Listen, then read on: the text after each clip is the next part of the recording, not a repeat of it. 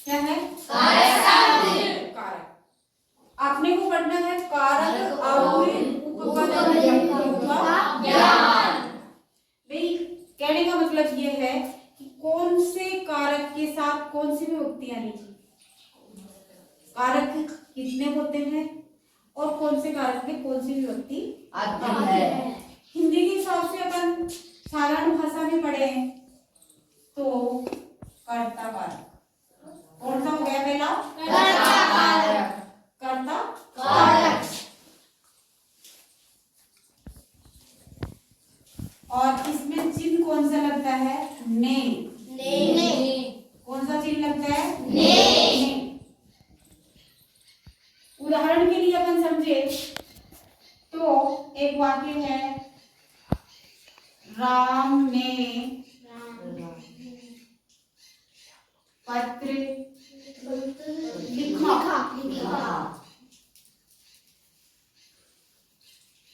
राम ने पत्र लिखा। अब ये आ गया ना ने। इसका मतलब हिंदी में भी पूछा जा सकता है और संस्कृत में भी पूछा जा सकता है। क्या पूछा जा सकता है? ये इसको अंडरलाइन कर दिया, रेखांकित कर दिया और ये पूछ लिया कि यहाँ पे कौन सा कारक है। प्रश्न ऑब्जेक्ट टाइप वस्तुनिष्ठ भी आ सकता है, वैसे वाला। इसमें ऐसा हो गया, राम ने पत्र लिखा, हिंदी में है तो फिर में दे दिया कर्ता कारक, कर्म कारक, करण कारक, संप्रदान कारक। अब तुम्हें अगर इसका ज्ञान है कि कर्ता ने ये चिन्ह आता है तो तुम आसानी से इसको हल कर सकते हो। अगर ये नहीं समझ में आया हुआ है तो नहीं कर सकते। तो यहाँ पे क्या हो जाएगा? राम ने पत्र लिखा, इसका मतलब यहाँ पे कर्ता कारक है। दूसरा कारक है कर्म। क्या है दूसरा?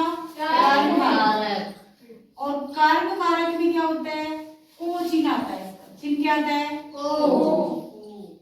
अब जैसे इसी वाक्य को अपन पढ़ा लेते हैं आगे।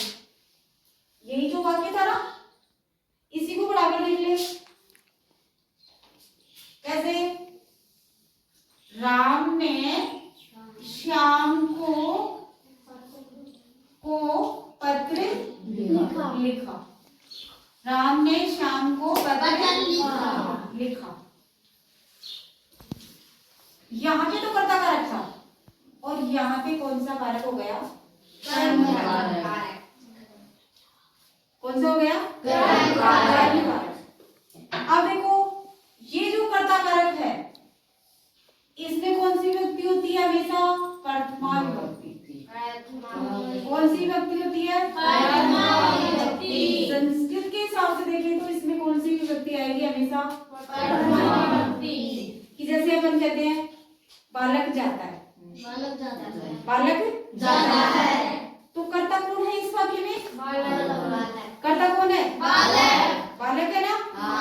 तो बालक में हमेशा प्रथमा विभक्ति आती है। इसमें सॉरी कर्ता में। जैसे श्याम बाजार जाता है, श्याम बाजार जाता है, तो यहाँ पे कर्ता कौन है? श्याम। कौन हुआ कर्ता? श्याम। तो श्याम में प्रथमा विभक्ति आएगी। ऐसे कहते हैं हम, राम और श्याम विद्यालय जाते हैं।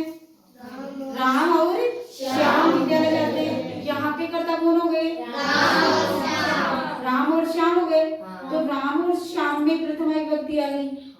लेकिन एक बात ध्यान रखने की है कि राम और श्याम दो जने हो गए तो संस्कृत में क्या हो जाएगा? द्विवचन में आएगा।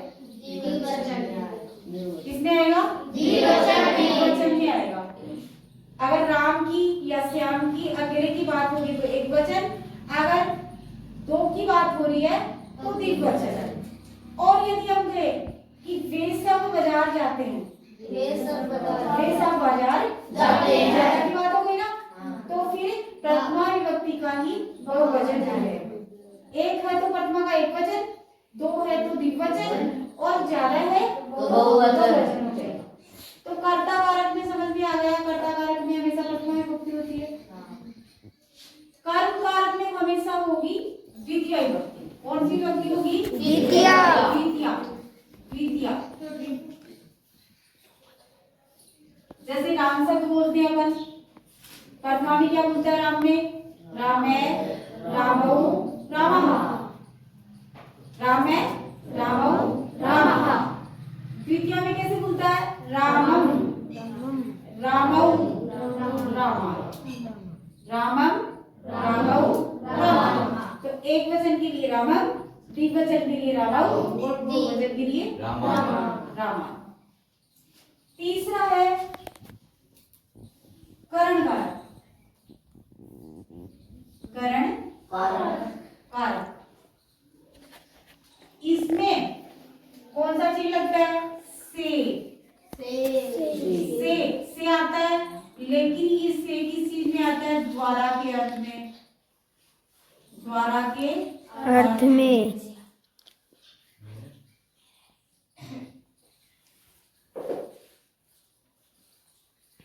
ठीक है ना? कैसे? द्वारा के अर्थ का क्या मतलब है?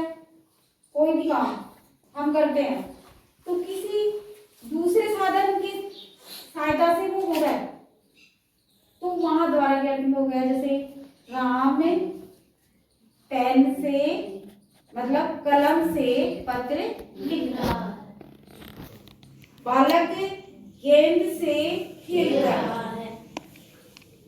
तो यहाँ पे क्या आएगा? करण का। समझ गए?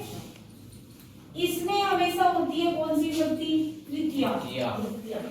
कौन सी विभक्ति होगी? तृतीया। द्वारा के अर्थ में हमेशा तृतीया विभक्ति होती है। जैसे राम शब्द में बोले अपन रामेण, रामाभ्याम, रामई। रामेणी रामई, आई की मात्रा है और विसर्ग है। प्रथमा में आता है राम है, रामौ रामः, रामम रामौ रामन, रामेण रामाभ्याम, रामई। बालक शब्द बोले तो बालकेन, बालकाभ्याम, बालकई। तो करण कारक में हमेशा तृतीय विभक्ति का प्रयोग होता है। जैसे हम कहे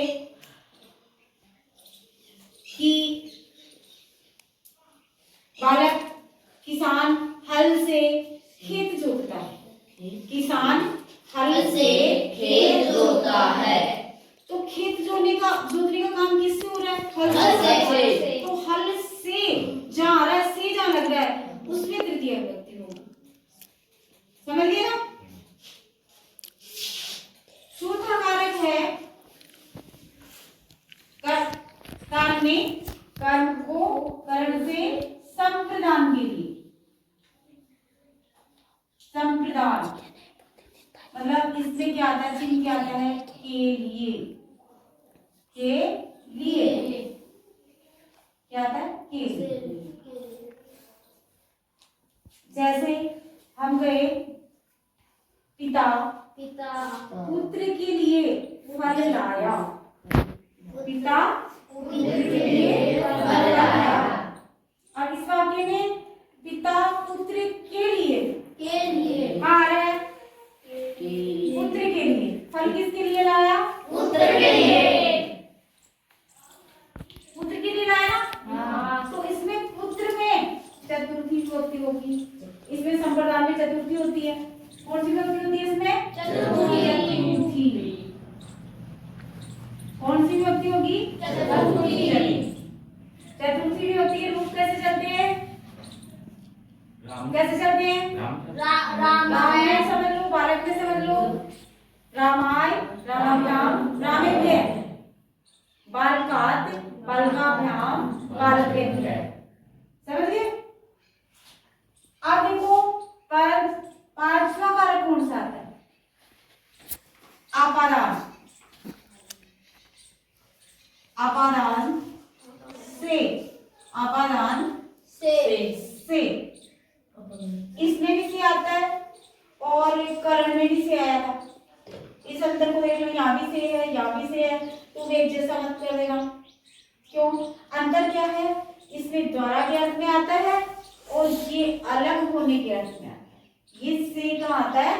अलग होने के अर्थ में। अलग कैसे? ये आता से अलग होने के अर्थ में।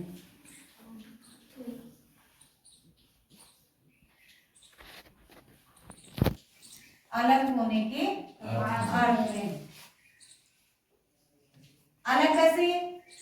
जैसे हम कहे पेड़ से पत्ता गिरता है, पेड़ से पत्ता गिरता है, तो पेड़ से पत्ता अलग हो रहा है, पत्ता पेड़ से अलग हो रहा है, इसलिए यहाँ क्या आएगा? अपादान कारक। कौन सा कारक आएगा? अपादान कारक। कहाँ आएगा अपादान कारक?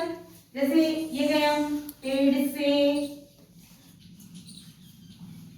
पत्ता गिरता है, या पेड़ से पत्ते गिरते हैं, एक ही बात है।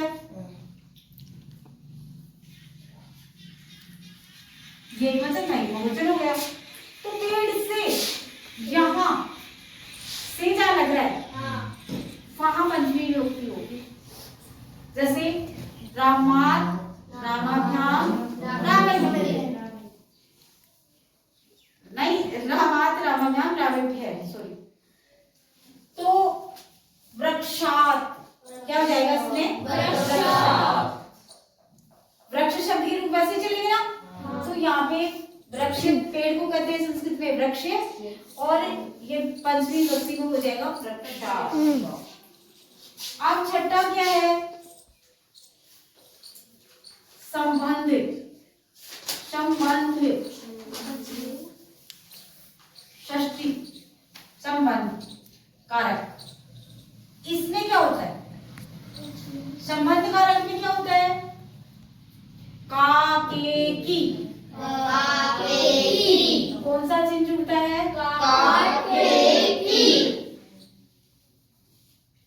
कि मोहन सुरेश का भाई है,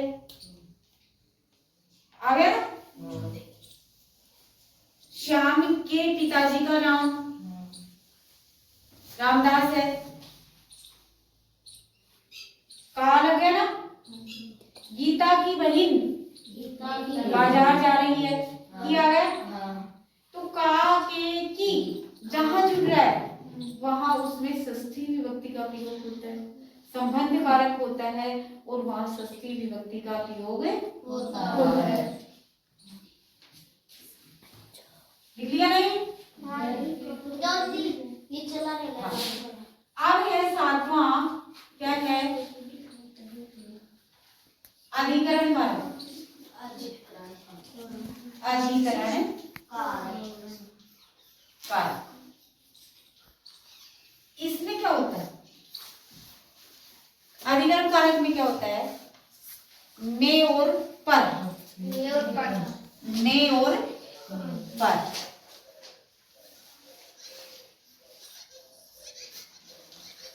जैसे हम कहें कक्षा 8 में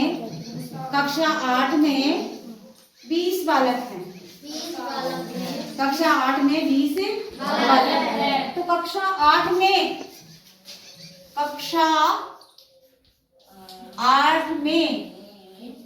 20 बालक हैं,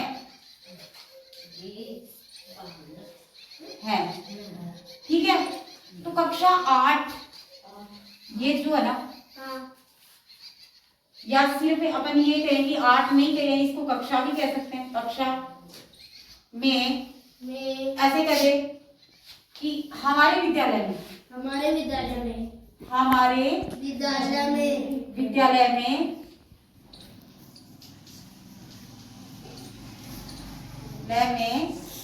10 कमरे हैं। 10 कमरे हैं। हमारे विद्यालय में 10 कमरे। तो विद्यालय में यहाँ हमारे लिए अस्मा कब आ जाता है, और विद्यालय में यहाँ पे कौन सी विभक्ति आ जाएगी? सप्तमी। जैसे रामे रामियो रामेषु, विद्यालये विद्यालयो विद्यालयेषु, समझ गए? अब आठवां आता है संबोधन। क्या होता है? संबोधन। इसमें कौन सी विभक्ति आ जाती है? सप्तमी। संबोधन। संबोधन कारक। जैसे हम किसी को संबोधित करें, अरे या ना, अरे आप क्या कर रहे? हे, अरे, ओ, इसमें चिन्ह लगता है हे, अरे, ओ। और इसमें संबोधन के लिए क्या चिन्ह? ऐसा एक चिन्ह देखा ना तुमने? ऐसे आता नहीं है? ये चिन्ह संबोधन के लिए ही प्रयुक्त होता है। इस प्रकार से हिंदी के हिसाब से भी 8 कारक होते हैं और संस्कृत के हिसाब से भी 8 कारक होते हैं, लेकिन संस्कृत में इन चिन्हों के अलावा, इनके अलावा अलग भी विभक्तियों का प्रयोग हो जाता है कई बार। उपपद विभक्ति, तो ये चिन्ह वहां पे होते हुए भी हमें दूसरी विभक्ति का प्रयोग करना पड़ता है कई बार। वो नियम हम बाद में पढ़ेंगे।